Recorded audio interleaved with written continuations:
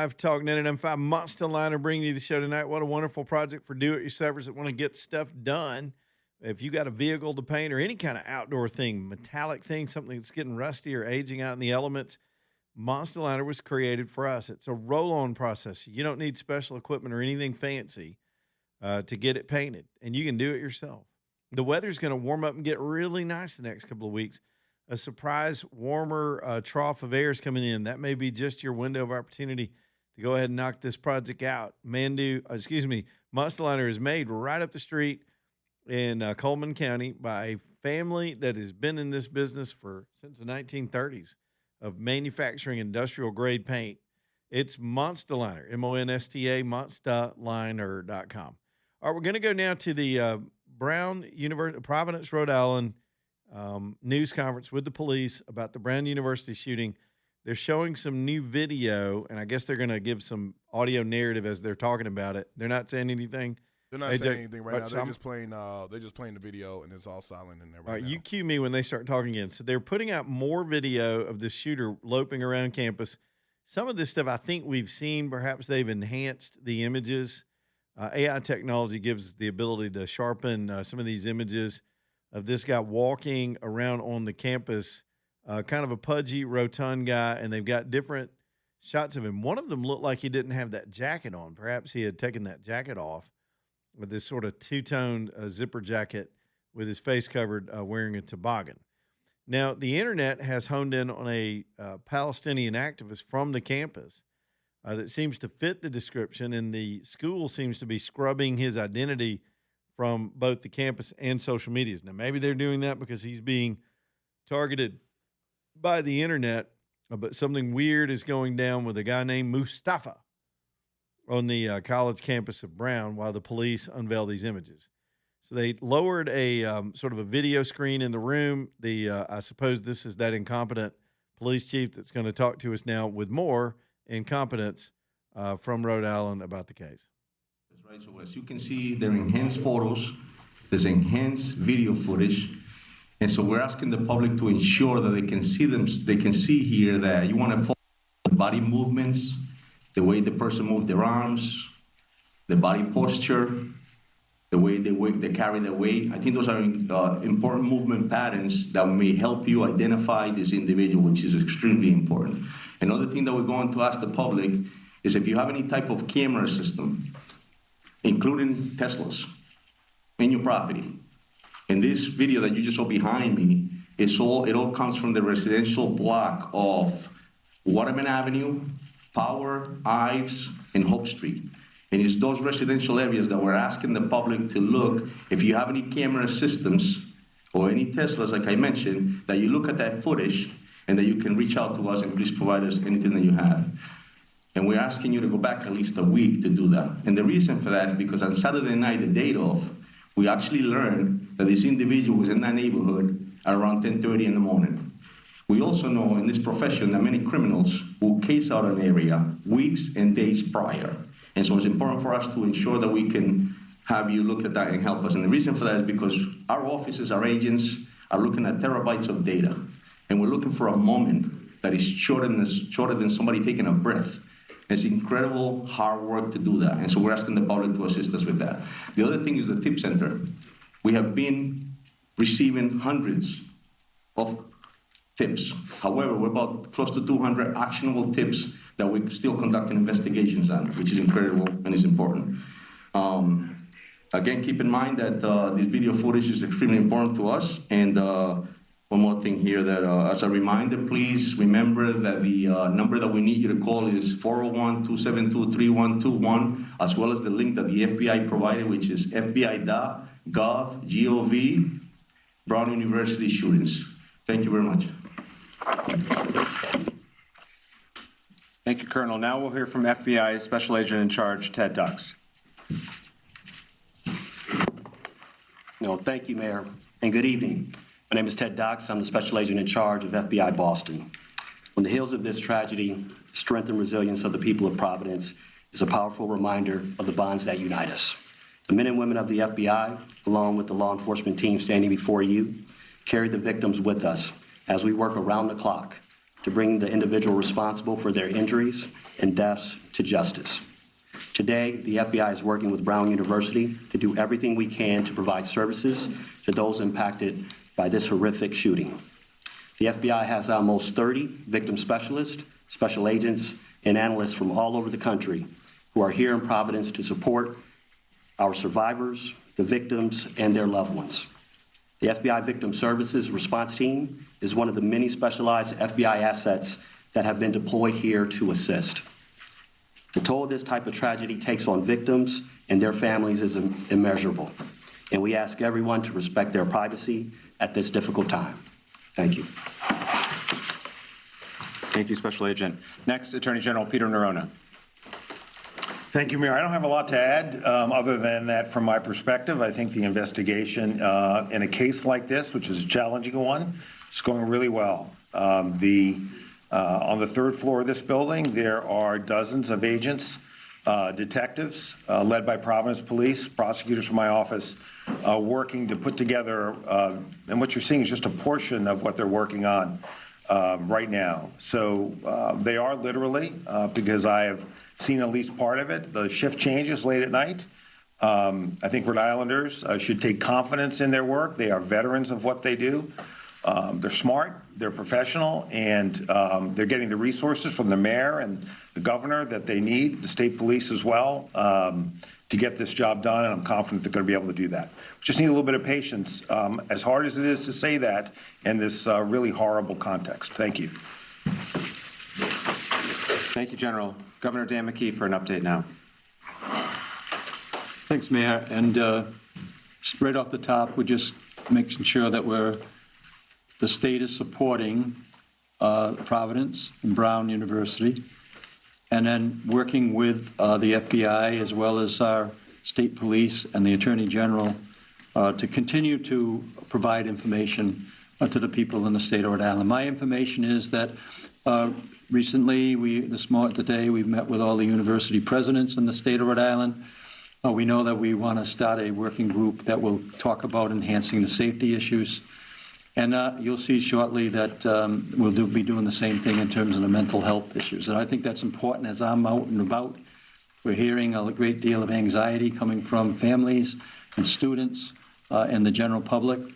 And that's one of the reasons why our state police has supported the Providence schools with presence as school begins and school ends in support of the mayor and his efforts to support the schools. Thank you, Governor. We're also joined tonight by Brown University President Christina Paxson. Thank you, Mayor. I want to begin by thanking the many law enforcement agencies who continue to work around the clock on this case. It's very impressive. I also want to thank the mayor and the governor for their continued support. The primary point that I wanted to address before we get to questions is that Brown is deeply committed to the safety and security and well-being of our community. And I've been deeply saddened to see people questioning that. We understand that as time goes on, there is maybe a natural instinct to assign responsibility for a tragic event like this. Anxiety and fear is very natural, but the shooter is responsible. Horrific gun violence took the lives of these students and hospitalized others. And it's deeply sad and tragic that schools across the country are targets of violence. Brown is no exception.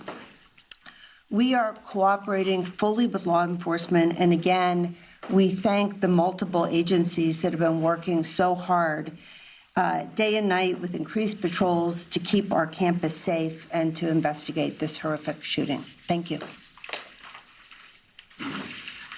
Thank you, President Paxson. I'll give a couple updates on behalf of the city, and then we'll take your questions. First, as has been discussed many times, we continue to have enhanced police presence throughout the city of Providence to help bolster the confidence and provide a sense of additional security to our residents. Today, we were aided by neighboring municipalities in Central Falls. Supplemental officers. We're grateful to our neighbors for sticking up and standing up with Providence. The state police continues to be an incredible partner, and I thank the governor and Colonel Weaver for their partnership. Providence Public Schools remain in session. Friday is the last day of school before winter break. Spent some time at our schools again today. As has been the case in the past, the schools in the area of Brown are having regular police presence, and because of the assistance of the Rhode Island State Police, we've been able to provide additional police presence and coverage to other schools in Providence, and we thank them for that. When I was at one of our elementary schools this morning, the faculty were having a brief meeting before kids started to arrive, and in discussion with some of the teachers, I asked how they were doing, and one of the teachers said what I think a lot of us are feeling. She said, it's hard, but I'm putting on a good face for the kids. We need to be here for them. And I think that's how a lot of our residents feel right now, which is that we are taking very tentative steps forward, but we're doing it for one another. And so I do want to thank our educators at this time. They're being asked to go to school right now. Our principals are asked to be going to school right now for the sake of the families and the kids. And at that same school, there was a second grader literally skipping to the front door because he's a second grader, and he doesn't know everything that's going on in this scary world right now. And so the strength of the adults has allowed that little kid to skip to school this morning. And so I want to thank all of my fellow residents of Providence for putting on a strong face for the sake of others at this time. There were questions yesterday, and so I'll also just give a brief update on the health status of the survivors. If folks will recall, there had been 8 hospitalized. 1 has since been discharged. There had been 8 hospitalized. 1 has since been discharged. The 7 that remain in the hospital, 1 is in critical status. 5 in critical but stable status, although healthcare providers report that they are improving, and 1 in stable status. Those are the 7. 1 in critical, 5 in critical but stable, 1 in stable status, and 1 discharged since the last time we made comments about their safety and recovery from the podium. Now we'll open it up to questions. En este momento, por el jefe de la policía, Pérez, si puede responder nuevamente, repetir un poco de estos videos, en qué áreas se están concentrando, dónde quieren que las personas vean esos videos y cuánto tiempo antes incluso quieren que reciban o revisen esos videos. Okay, so the question was if I could just repeat what I stated earlier in English as far as what occurred here, the reasons of the video, and what I was requesting from the public. So, estamos pidiendo al público verdaderamente que el video lo que hicimos fue que lo aumentamos para que vean la manera en cómo camina la persona, cómo mueve sus brazos, los movimientos que tiene. Eso es muy importante para que de pronto nos ayuden a que ellos se identifiquen a esta persona, importantísimo.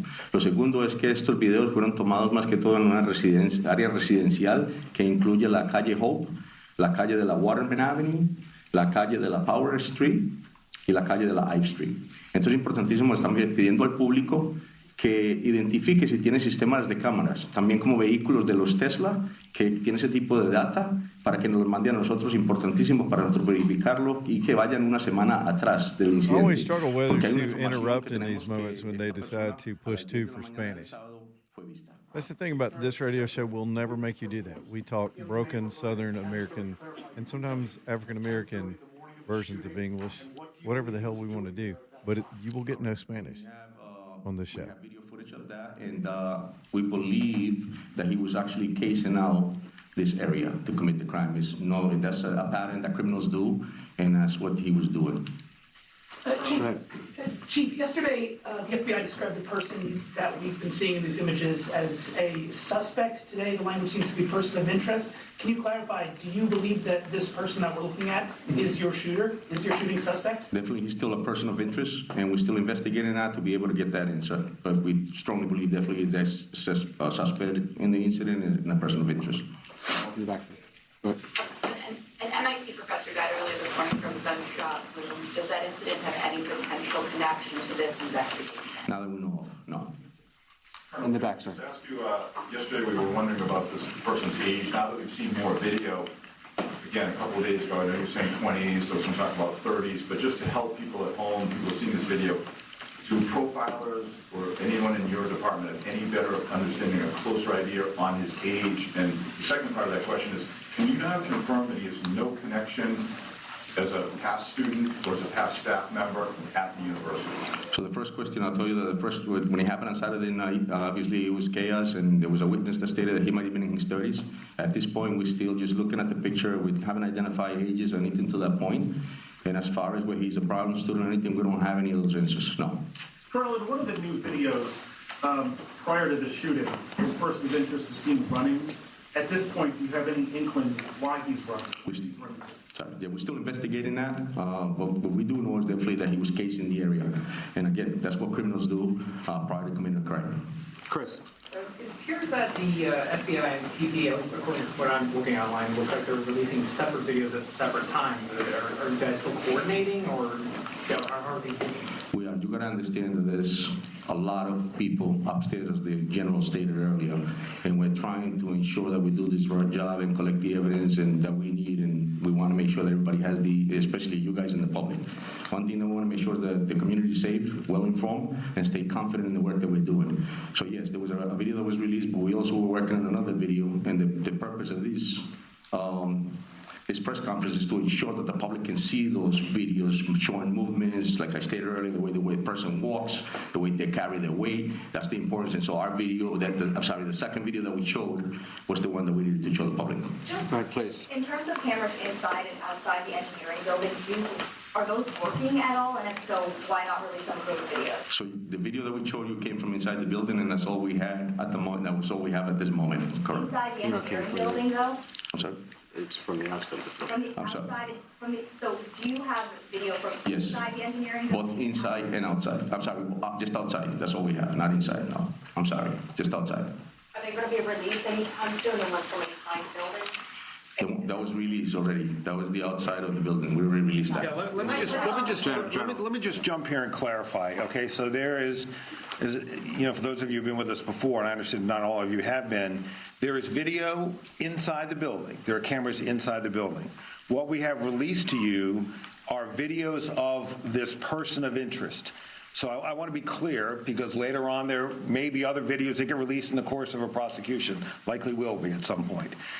They show things like chaos after the shooting. What they don't show is this person of interest, and so that's why we haven't released those videos, okay? What you do have are videos from a camera outside of the Brown building and other cameras from around the neighborhood that the good men and women in law enforcement located and have put together in this montage. And to your question, Chris, there are two versions of that video, but the bottom line is they, as I understand it, they depict the same thing, and number one, and number two, the agencies are working very, very well together, as I think the special agent in charge would agree. Attorney General, so you've got a follow-up, and then we're going here. Just to clarify, there's no clear video of the suspect inside the engineering building. I just said it.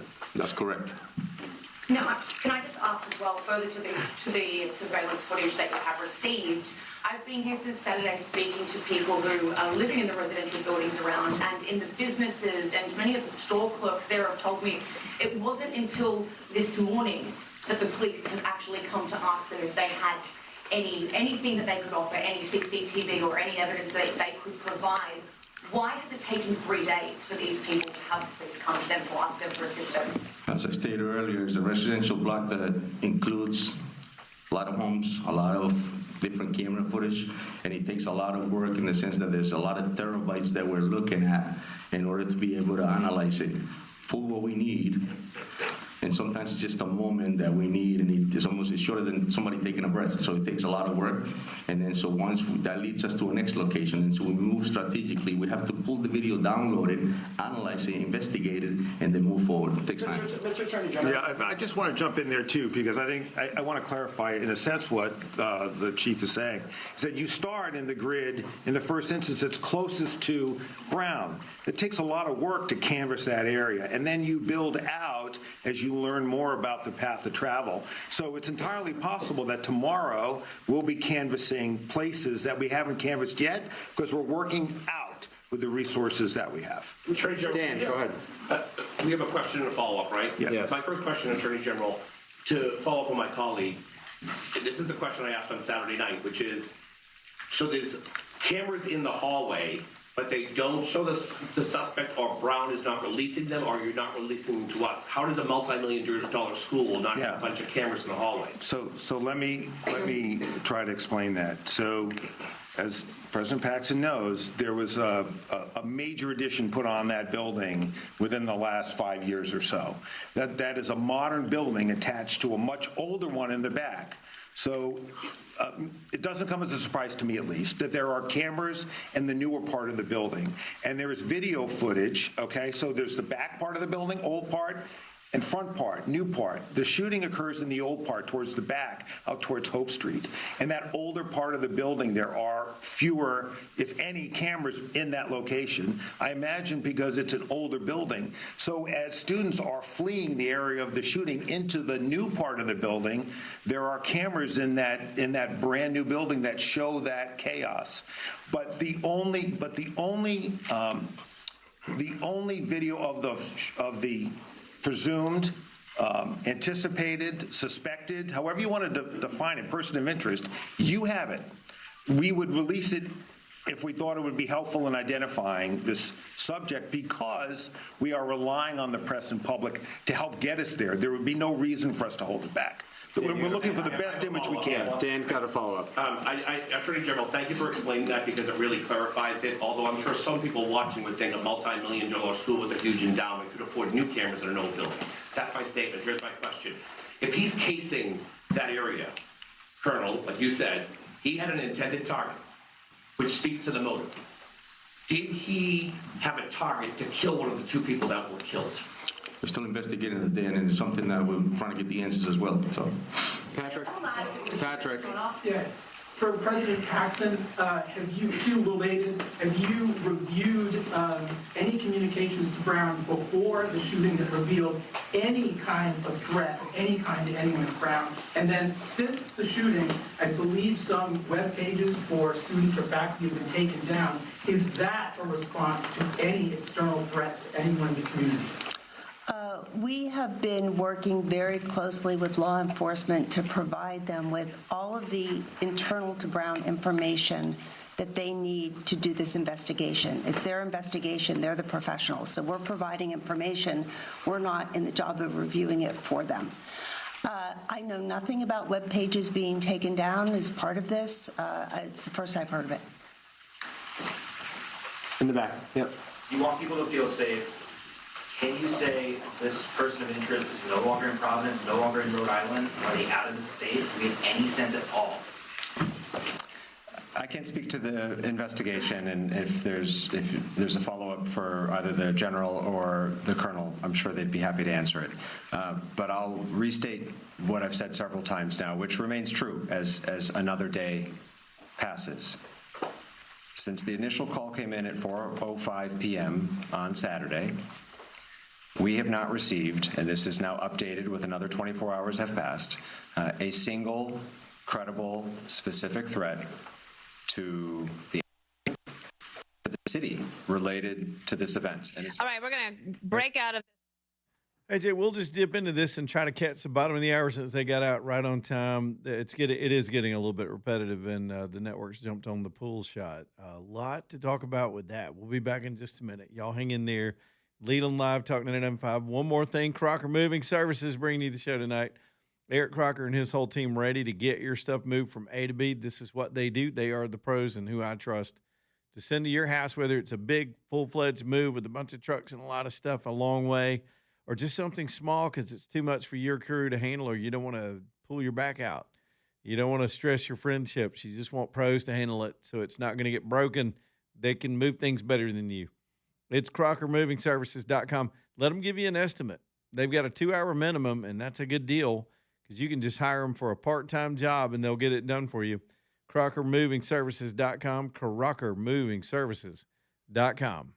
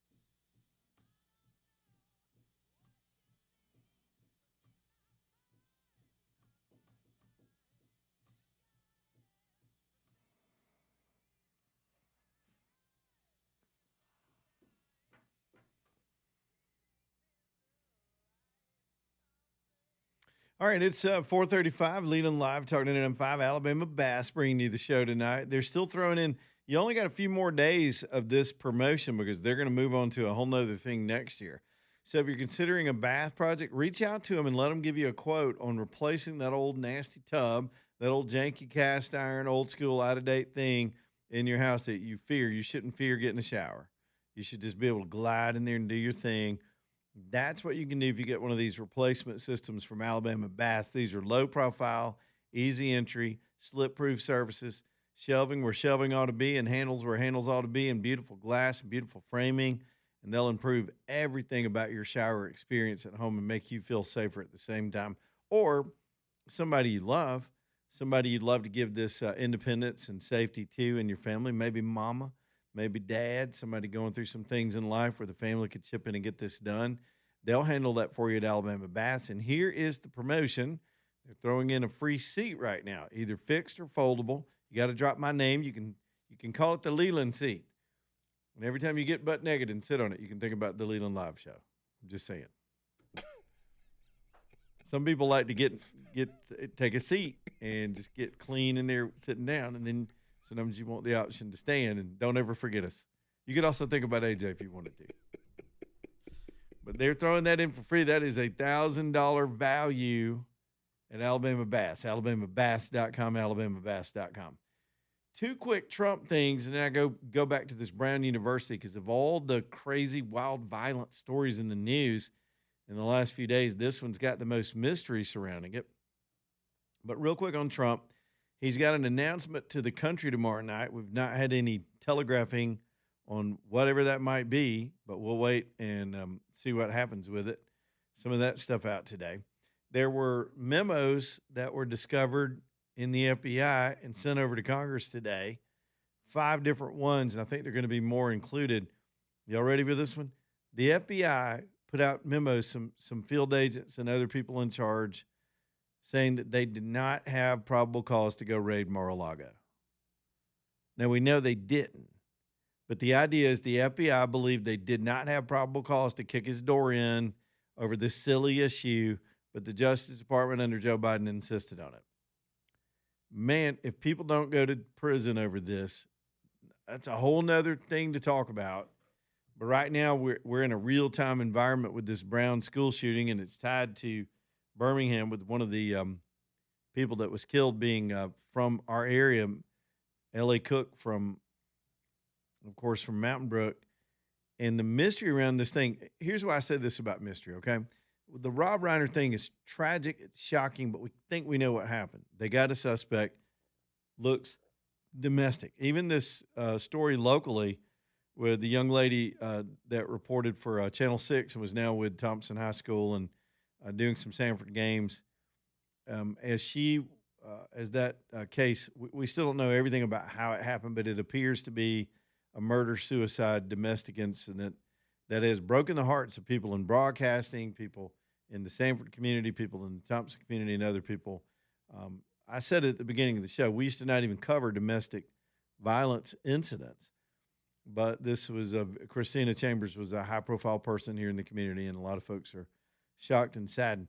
But there's not much mystery there. We think we generally know how that happened.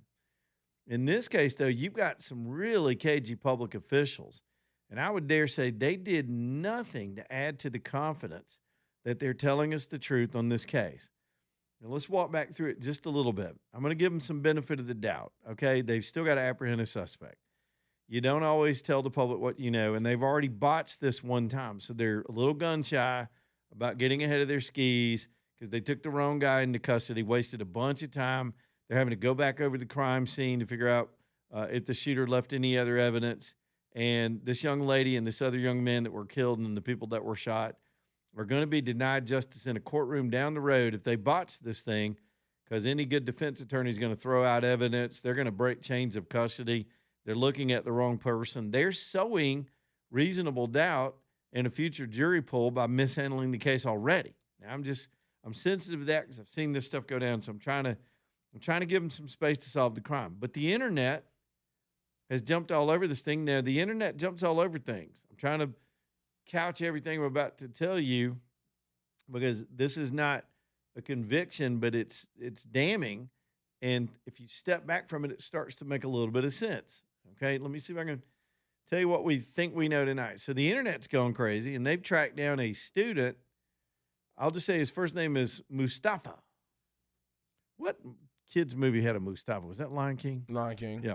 So the kid's name Mustafa. He's pro-Palestinian based on his student profile, big LGBTQ. I think he's on the tranny train. I'm not sure. But suddenly, as the internet's closing in on this guy because he's a perfect match for the description, they've even got video of him in some marches and doing some of this activity that he was doing on campus.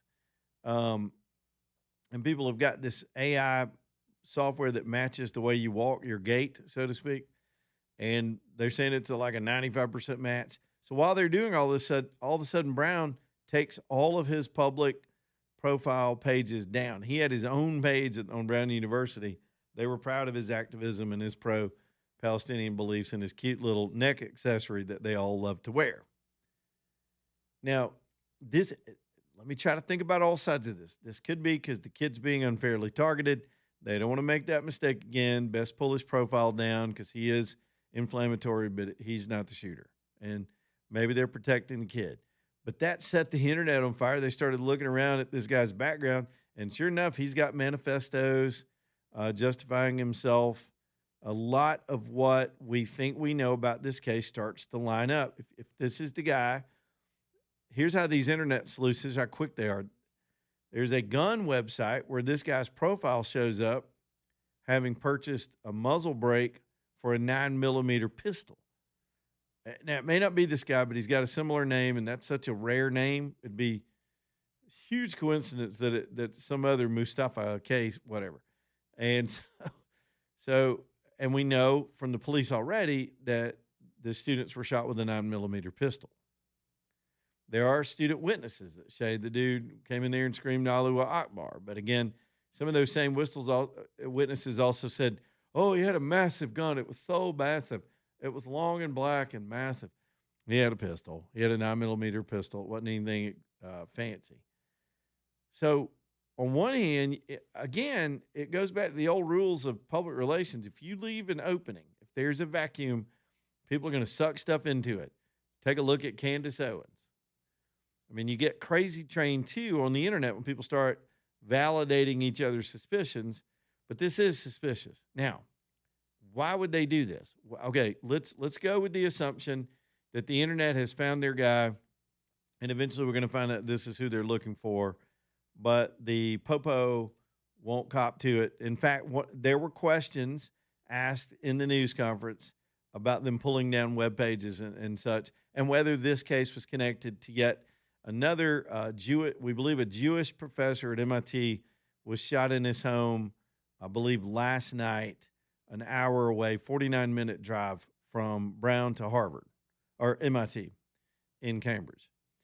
So we've got all these things swirling all over the place around this case. So our guy, Mustafa, has a manifesto. His stuff's been scrubbed. Where is he? I mean, if people can, if this guy's not the shooter and he's available to go, hey, my friends, it is not me. My friends, it is not me. I'm over here having a falafel. Maybe it's not him. But Brown is being cagey for some reason. And I think it's their politics. This is a left-wing powder keg of a campus. Just like Columbia, just like the other campuses that had this activity. And now a person in the political minority on their campus, by some reporting, has been targeted, maybe was singled out for targeting in the shooting, is the way even Mark Halpern was reporting that earlier today before this last news conference. And if it was political, this guy lines up with all that. He looks like the guy in the video. He looks like who they're looking for. His internet site's down and missing. He hasn't reported in. He's a total radical lunatic. A lot of that lines up better than what we've been told by the cops so far. Now, they might not want to put his name out because they know it. And by putting his name out, it hurts their ability to nab him. Does that make sense? sometimes holding that information gives them a leg up on both making the arrest and making the prosecution. I really understand that. But I do think some of the PR and the politics of it, here's what they're doing. You can almost count on this, 100%. They're getting their story straight. The less they say now, the more they can get back and corroborate their own versions of what they want to say happened and put that out there. Here was another clue in the news conference. One lady went on about gun issues, blaming the guns, so to speak. And when they do that, you might as well etch this on a mountain somewhere, because this is liberal orthodoxy, 100%. When a left-winger comes at you arguing guns, it's because they can't argue motive, because the motive doesn't fit them. When the motive is one of them, one of their people, one of their causes, their politics, they flip to guns. Then they jump on the gun issue as a red herring and or another pet issue that they support. But if it's a white boy in a MAGA hat shooting up black people or some other ethnic minority group or transgenders, if all this was flipped, they don't even mention the damn gun, because it's about motive. If they can argue motive, they forget the gun. If they're losing on motive, they go to the gun. What did they do in the news conference? They went to the gun. I heard it right here on my radio show. Boom, I just heard it. That's suspicious to me. I'm wagging my finger in your face right now. That's very suspicious. Clarissa's in Alabaster. What's up, Clarissa? Hey, Leland, you have older kids. You know as well as I do that the conversations that you have with them are not, hey, let's sit down at 5 o'clock and have a chat. They're over donuts or late at night. They're over coffee. They're over, whatever. And my daughter has been home from her university for a couple of days for winter break now. And so between my work schedule and working all kinds of crazy hours, we're just, walking through the grocery store, probably 10 o'clock last night, whatever, and just chit-chatting and whatnot. And she's telling me about how she feels as a college student who is involved in Turning Point USA, and how one of her best friends is the president of their chapter and recently got to meet Erica Kirk and whatnot, how she feels like she's just one degree away from being targeted at her Southern University because of her political beliefs, and how the burden that she's been carrying, the more outspoken that she gets in her political beliefs, the more targeted that she feels and the more scared she feels. And she and I, for the first time, she's going to be 22 years old next week, had a conversation about her caring. And it just floored me, because I thought her biggest concern was her grades. And to know that the conversation, the comment that she made to me, that they know that the shootings have shifted from the high school campuses to the college campuses for political reasons. And we talked about this young lady from Mountain Brook last night as we were having this conversation. But, talk to your kids, talk to your older kids that are at these universities, whether they are, Ivy League schools or whether they're here in the South. These kids feel burdened because they feel like, just as what your whole show has been about today, that political targets are now for college campuses. And so I just wanted to call into the show today and share that conversation that I had with my senior who is home from college break, because I had no idea that she was carrying that burden. Thank you for taking my call, Leland. All right, Clarissa, look, just to add to that, and I got to get the break in here because she dipped. We've got generational polling that show that kids that age and that age range, I think it's close to 60% of them believe that violence is okay to solve political matters. I'm generalizing, but that's generally what the poll showed. They're more mean. They understand, as particularly the leftist kids in their generation, believe that violence can be justified. They have been so steeped in propaganda and moral grandstanding from thought leaders on their side and reinforced by social media that violence is justified. They're morally on a plane that makes their cause just if they want to kill or hurt somebody on behalf of that cause. It ain't the first time. We had similar stuff in the 60s with the Weather Underground. I heard a guy talking about it today, and he's dead on. They were running around robbing banks and shooting cops and planting bombs. By the way, one of their leaders was Barack Obama's mentor, just saying. And so we've got a repeat of history. These kids aren't on anything new. And they're violent because they're losing. I'm telling you, they're losing the narrative. They're losing the public. The pushback on globalism all over the world is happening. Chile just did it. Argentina has done it. We're about to free northern South America with Colombia and Venezuela. Those people want freedom. This hemisphere becomes freer. And then you watch Europe fall back to its natural state of wanting its own decency and Western civilization back. And they're going to lose this eventually if the pushback continues. So they're acting out. They're trying to start a war. And I don't think there's a coincidence in the myriad of violent incidents on behalf of the same cause that seem to have popped up over the last 5 days all over the world. I feel like it's either copycat or coordinated, but it isn't coincidental. Danny Knowles is with the Knowles Group, N-O-L-E-S, the KnowlesGroup.com, N-O-L-E-S, the KnowlesGroup.com. Everybody's like, why do you spell so much? Well, I want you to remember the website for one, but two, I want you to be able to hear me clearly and know where you're going when you go and check out Danny's site as you are looking into your personal wealth and your planning and your retirement and everything that goes with that. It seems simple, but it can be complicated. But if you've got the right strategy, you've got people that are looking at it not emotionally, but more directly on how you're going to get from A to B, whether it's a money goal or a timeline, so that you can retire. On the other end of that spectrum, some of you are already retired. You just like a better return on your money. Danny can help with all those scenarios. Now, if you want to play the casino and do risky, crazy stuff, they'll help you with your placement. But if you want advising of sound strategy that stood the test of time through all the markets, ups and downs, playing the averages and having your money there when you need it, it's the Knowles Group. Danny and I have been friends since we were 10 years old. Both of us grew up together, and I just know he's got the right heart and the right background and the right success record to help you with your money. Y'all sit down and see if it's a fit. It is a very personal thing. Y'all got to get along. I want you to like him. It's the Knowles Group, N-O-L-E-S, the KnowlesGroup.com, the KnowlesGroup.com.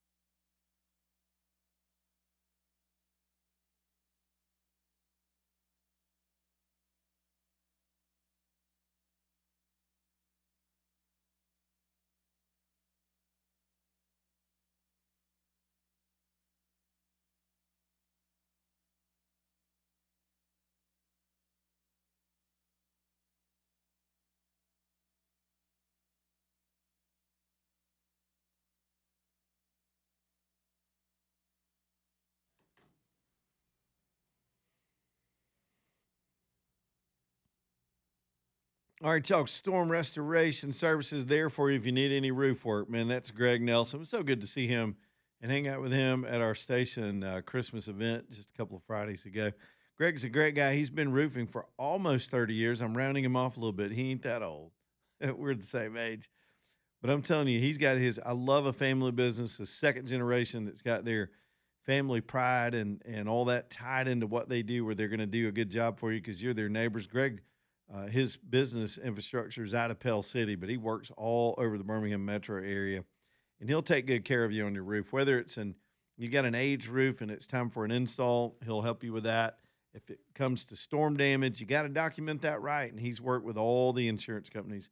They know all the adjusters and what's required, so they'll help you file a proper claim so you sincerely document your damage and do it correctly. It's Greg Nelson. Again, this company is called Storm Restoration Roofing. One other service that they've started re-emphasizing nowadays is this low-pressure roof cleaning. I've had that done. It really it will change the look of your whole house. If you've got a northern-facing slope, chances are you got black streaks on it from the elements. And people have this around Birmingham, whether you got trees or not. Sometimes it's trees that can exacerbate it, and a lot of it has to do with sunlight. Let them come take a look and get that done for you. They'll clean your roof. It'll look like new. It's mainly the solvents they use that are gentle on the roof. They don't have to put a lot of pressure on there, but it just knocks that stuff right off. Storm Restoration Roofing. Here's the phone number, 205-542-3531. Jot that number down somewhere for any kind of emergency work you might need down the road as well. 205-542-3531. 3531, Storm Restoration Roofing. All right, real quick on the Venezuelan situation. I don't know, Trump's got this big speech or address to the nation tomorrow night. I'm sure something about it will leak out before we get to the actual speech. Sometimes all that stuff gets telegraphed. If it is about Venezuela and Colombia and any kinetic action down there, I'm guessing that action would take place tonight. Our military owns the skies, especially at night.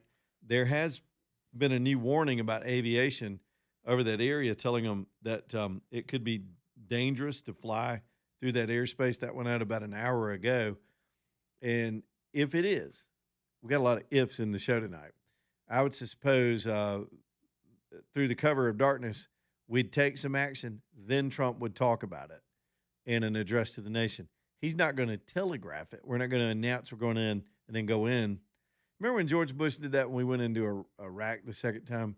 And so it was supposed to be this mighty invasion.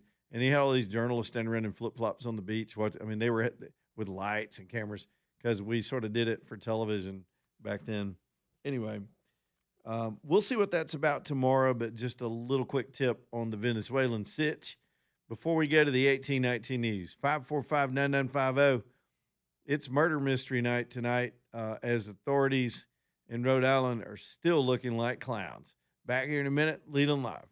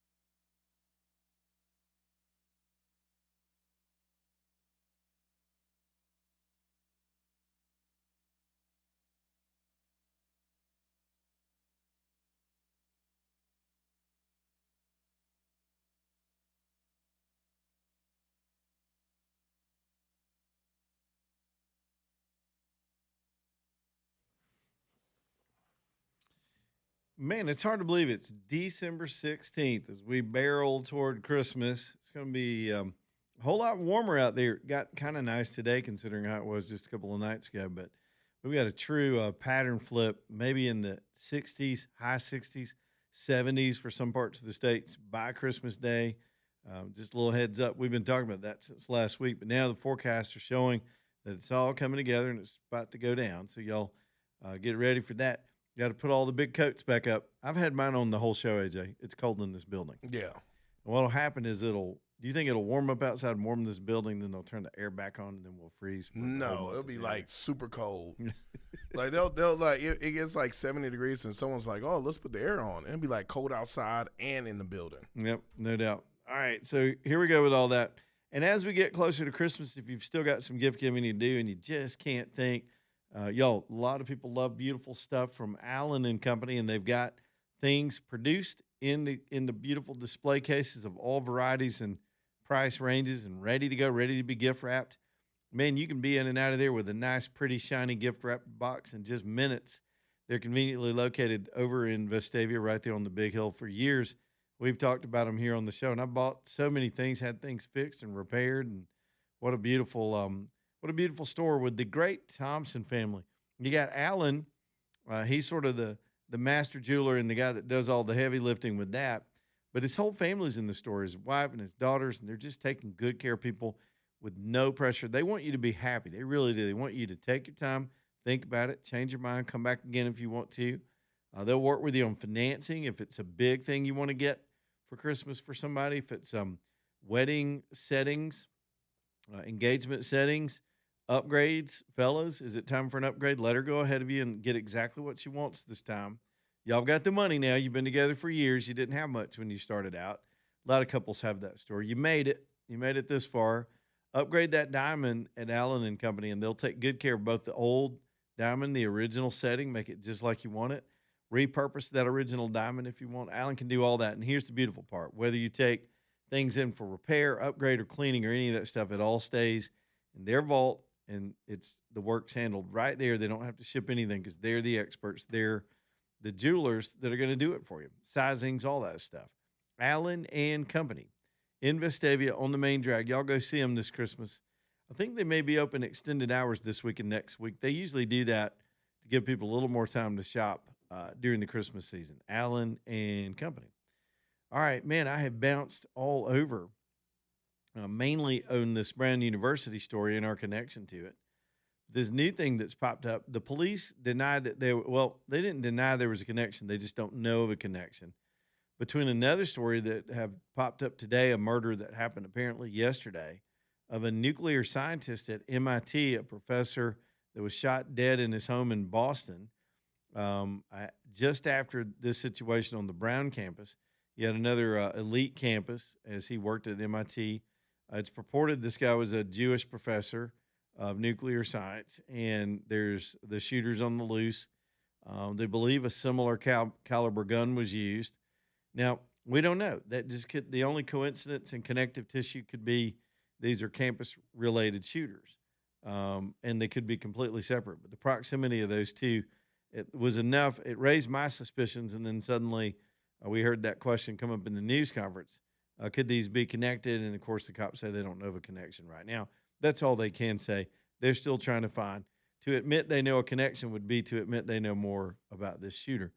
And still there's the mystery of this little fat shooter walking around on campus with enhanced videos now that we have, and this suspect that the internet is trying to pull out of the darkness. He's an internet suspect. Is that a thing now? We got the police suspect. We got an internet suspect. You got to be careful with that. Again, the internet feeds on itself, but we're continuing to watch everything about it as we roll through all these stories tonight. There were other things in the news, too, in addition to all the crime and the violence and the terrorism and stuff. Let me get this one out there real quick. We had Ford Motor Company. These are things I had planned for the show before all this other stuff broke out today. Came out and publicly said they're getting rid of all their efforts to make electric vehicles. They finally shelved that Lightning truck. We heard that coming last week. I don't know if they have any of those left over. Or would you buy one? Because who's going to service it at that point?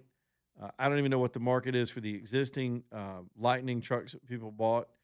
But like the other car makers, under the pressure of the previous administration, they dove into this sector and tried to make it happen. You can't just invent. The only product that comes to my mind that invented a whole new market that didn't know it wanted the product and suddenly it changed an industry was the Apple iPhone. It's one example of, they say necessity breeds invention. In other words, where there's a need, somebody invents something for it, then you have a market, you make some money. But in this case, they invented a product that was so world-changing that a whole market was created for it, and every other phone company in the world started making copies of it, and it was the invention of the smartphone. I think it was 2007. So Apple comes out with a smartphone. No government had to require that they come out with a smartphone. The CIA would have gladly paid for it, knowing that everybody's putting all their stuff on there now. I mean, they probably can spy on did. anybody. You think the CIA said Oh, yeah, they did that, and they teamed up with Facebook as well, too. So what they tried to do with the electric vehicles was tell you, we're going to make y'all buy these damn things. We're going to make the car companies make them. We're going to subsidize them so y'all can sort of afford them. We're going to try to create a market. The market's not there. So here's the funny twist on that story. Ford, this is just Ford, not to mention all the other companies. The only car company that's making this work for the most part on its own is Tesla. And why is that? Like the iPhone, they're innovative. People like them. The cars are cool. They seem to be getting more and more reliable. It's the self-driving features that people like and some of the other advanced features. And that's how you do it. You let a car company come along and create one that's so cool nobody will mind driving it, or there'll be a market for it that doesn't include the cowboys and the people hauling big, heavy stuff, but maybe the guys running back and forth from their cubicle to Starbucks can do it. So let the car company sort this stuff out, not the government. So the government didn't make Elon Musk sleep on the floor at a factory for 2 or 3 years, try to get it right, try to figure out how to scale production and make this thing producible. By the way, Elon Musk and his company didn't invent the electric car. What they had to come up with was a manufacturing process. And just like Ford and the Model A, Ford came up with the assembly line so they could make it cheap enough for people to buy it. Then you had a market, right? But he didn't invent the car.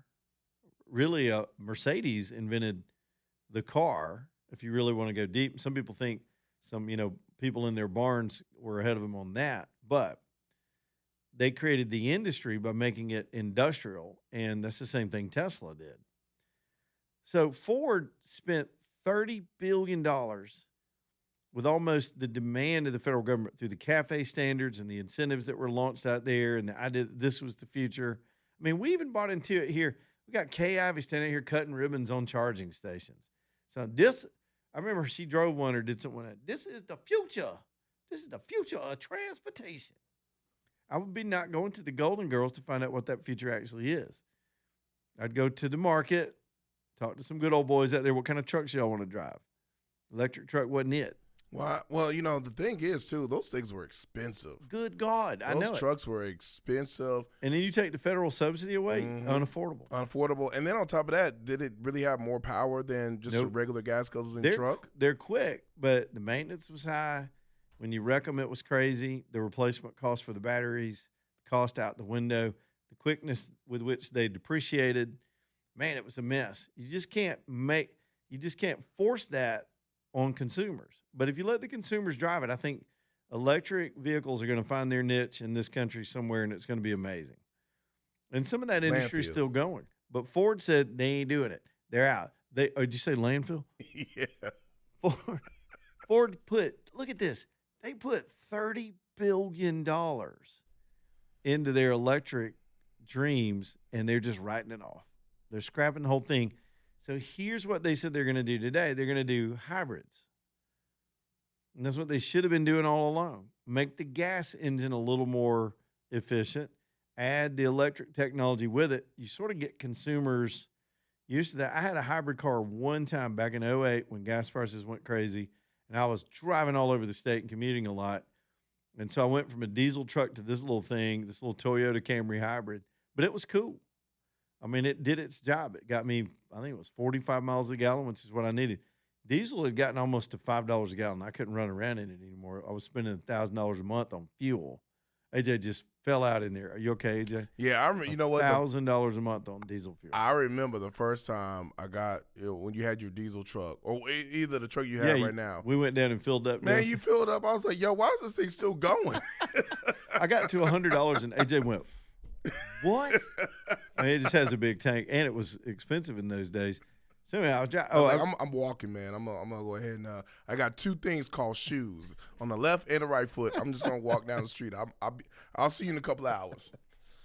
Oh, that little Camry though, man, that thing was a good little commuter car, right? It was safe, had a lot of cool tech on it. It just wasn't me, and it wasn't useful. But I do remember I stopped.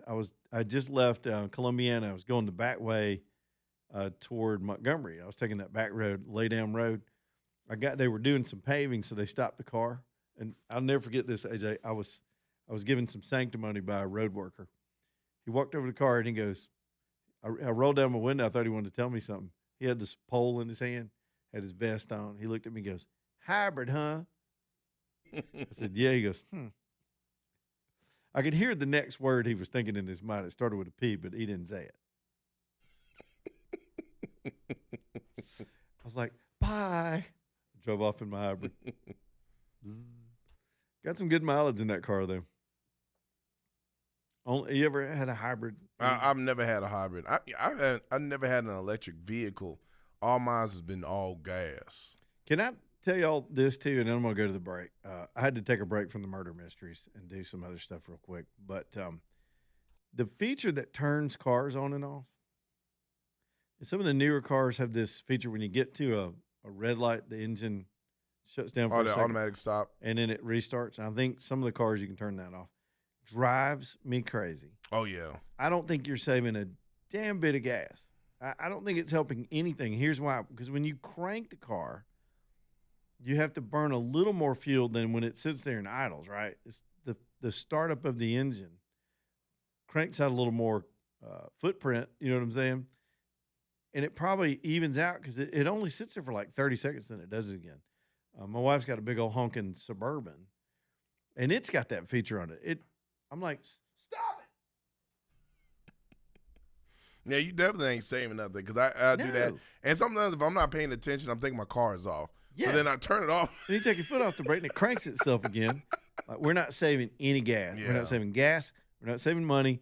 We're not saving the planet. Stop it. Leave the cars alone. And most people most mechanics that I've talked to that deal with those automatic start button feature on your vehicles don't like them. No. And I'll say this, my understanding, and I'm no mechanic, but my understanding is it's the cranking. It does a little bit more. How's the best way to put this? The lifespan of a vehicle is determined by its miles, really, its use. And the cranking part of that use shaves a little more off the life than just letting it run in a lot of cases. It's just like I learned this when I was a kid. I was studying something for some class I had to go to or something, but it was about fluorescent light bulbs. It takes the same amount of energy to turn on a fluorescent light bulb than it does to run one for 45 minutes. So with that in mind, they would tell office buildings and big places like that had remember in the old days, all those tubes, those electric, we got them in here. They said just leave them on. Flipping the light on and off as you leave the room winds up not saving you a lot of electricity because every time you flip that thing on, it's 45 minutes worth of energy. So if you just sat there and flipped it on and off, it's a day's worth of energy and you're not saving anything. So the advice was leave those on. And gas engines are a little like that in their use. So the wear and tear on them, then this crappy fuel they're making us put in them, they're just trying to ruin everything about cars. And Ford today bucked the system. And here's the kicker I meant to get to. When they made that announcement, their stock went up 2% on the announcement. I don't know where it settled for the day. I didn't keep up with it all day. That means investors were rewarding Ford for getting out of the folly that became the mandated electric vehicle industry. One day it's going to come around and be amazing. I'm telling you, one of my best friends works in that tech. And as the battery tech improves, the cars will improve, all of it, the safety, the affordability. But we got to let the market get there, man. The government, Obama's not going to wave his wand. Biden, all those idiots are not just going to wave a wand and make people suddenly start being forced to drive these cars. It failed. And by the way, I noticed gas prices coming down around here a little bit. I saw it out on the interstate yesterday. I was driving back from Atlanta. I think I saw some at $2.25. $2.25. What is it near you? It's like $2.50 out where I am. You know what? I got to go check because I filled up like this past weekend and I think I was like at 260 something. That was last week. But you know, I kind of miss like my old school. Like my very first car was a 1984 Chevy Impala. Metal, everything was metal. I can hit a post and it would just bounce off, or I could just knock the dent out. You know, it ain't gonna be totaled. I miss those things. Wasn't any plastic on those cars. No plastic. Nothing. Maybe the steering wheel was rubber. Maybe. I miss shifting gears. Yes. I've still got an old 5-speed Jeep that needs some work, but they don't. I think there's only 3 cars manufactured right now in the for sale in the United States that have manual transmission. Yeah, I have an old beat up Mazda B2500 truck, 4-speed. Yeah, it's a manual. I love it. It's a death trap because it doesn't have no safety features. This is before safety features was even available. But the safety feature is the vehicle itself. I can hit something and don't even feel it. Bam. You cannot spell manual without man. I'm just saying it's a man truck.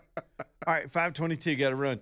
All American Metal's bringing you the show tonight. Y'all, this is where you want to go from the get. Don't even give yourself the headache that I did trying to piece this together on your own. You go to All American. If you got a building project, whether it's a shed or a big commercial warehouse, they can handle it. They make their own materials. They make their own framing, secondary framing, the sheet metal. They've got insulation and door packages. They will build that building for you. It starts with design, which dictates budget. You get that set of plans they're going to put together for you. Those are stamped, engineered plans. You can take those for all of your approvals that you need for zoning and regulation and all that.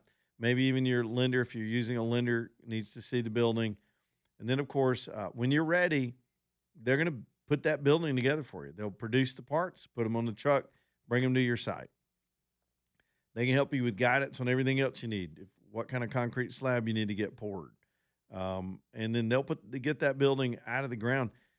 They've got a long list of contractors that have been working with them for years. By the way, if you're in that business, you need a supplier, y'all go to All American. These guys, because they've got control of the process, if you're missing something, they can produce it for you. If you run out of parts, they got screws on the shelf, man. They'll sell you stuff right off the shelf or a whole building. Commercial as well, of course, big commercial warehouse storage, mini storage, retail build-outs, barndominiums, pole barns, sheds, All American Metals, AA-metal.com. These are local folks that are faster and custom. You're not going to get that with the big corporate schmucks. AA-metal.com, AA-metal.com.